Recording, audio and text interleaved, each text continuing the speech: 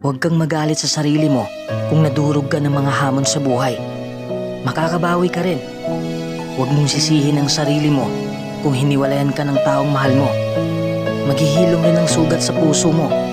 Huwag mong madaliin ang sitwasyon. May mga araw na maayos ang pakiramdam mo. May mga araw rin na maaalala mo ang lahat ng sakit sa nakaraan. Kung sa tingin mo ay walang progreso sa buhay mo, meron. Hindi mo lang napapansin kasi nakapokus ka sa madilim na nangyari sa buhay mo. Tingnan mo rin ang positibong banda.